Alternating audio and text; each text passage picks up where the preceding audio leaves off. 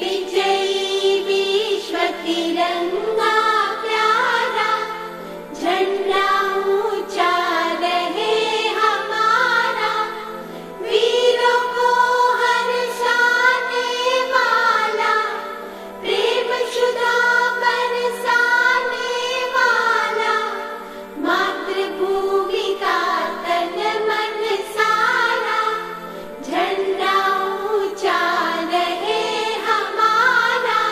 वंदे वंदे भारत माता की वंदे मातरम वंदे मातरम वंदे मातरम वंदे वंदे मातरम वंदे मातरम वंदे मातरम वंदे वंदे मातरम वंदे मातरम वंदे मातरम वंदे।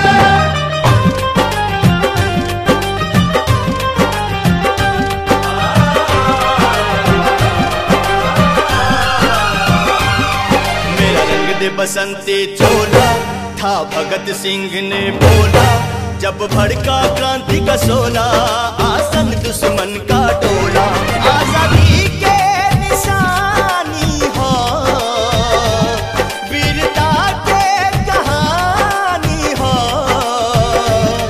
जन जन में जगा दे इनकलाब के नारा, ऐसन आपन तिरंगा प्यारा, जन जन में जगा दे इनकलाब के नारा, ऐसन आपन तिरंगा प्यारा।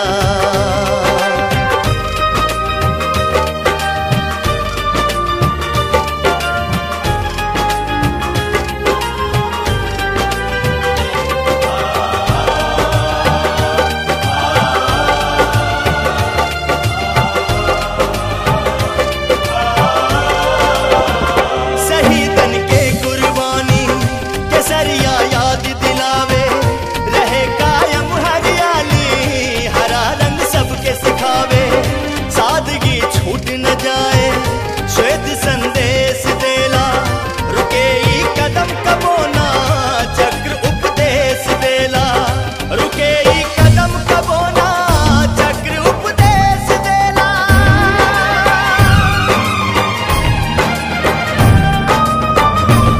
ई प्रतीक आजादी के, त्याग शेखर गांधी के, हर हिंदुस्तानी के अखियन के तारा, ऐसन आपन तिरंगा प्यारा, जन जन में जगा दे इनकलाब के नारा, ऐसन आपन